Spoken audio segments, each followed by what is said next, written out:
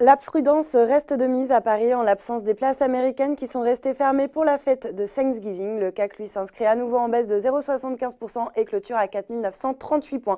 Il faut dire que les raisons de rester prudent ne manquent pas entre les incertitudes persistantes au sujet du Brexit et les tensions autour du budget italien alors que la Commission européenne a ouvert une procédure de sanctions à l'encontre de Rome pour le non-respect des critères européens en matière de réduction de la dette publique. Le gouvernement italien a quant à lui réaffirmé n'avoir aucune intention de modifier son texte au risque de prolonger la confrontation avec Bruxelles et de se voir infliger des amendes. Sur le front économique, peu de statistiques impactantes pour les marchés. On retiendra cependant concernant la zone euro que la BCE a confirmé l'arrêt de son programme de rachat d'actifs à partir du 31 décembre. Et puis du côté des valeurs, Renault reprend un peu de hauteur après que Morgan Stanley ait abaissé son objectif de cours à 80 € contre 88 € auparavant. Mais le broker maintient sa recommandation à surpondérer. Et puis le conseil d'administration de Nissan a par ailleurs voté à l'unanimité l'éviction de son président Carlos Ghosn, le PDG de Renault, qui est pour rappel accusé de fraude financière et de détournement de fonds à des fins personnelles.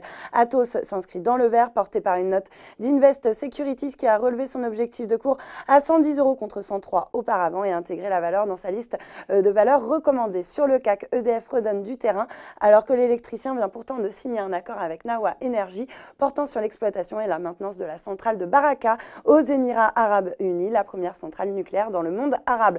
Plombée par la rechute du pétrole, Technip recule de 1,35% alors que Jefferies a baissé son objectif de cours à 29 € contre 33 auparavant sur la valeur. Le broker qui reste toutefois à l'achat sur le dossier. Et puis Pierre et Vacances cède 1,66% à 14,26 €. Le spécialiste des villages de vacances et des résidences de tourisme a réduit ses pertes et dévoilé les grands axes d'un plan stratégique qui ont pour objectif de relancer durablement sa rentabilité. Des éléments qui ont convaincu Odo qui maintient sa recommandation à l'achat sur à la valeur avec un objectif de cours à 36 €. Enfin, Technicolor et lanterne rouge du SBF 120. Le titre a enfoncé le support des 1 €. La perspective d'une session fait lourdement chuter l'action.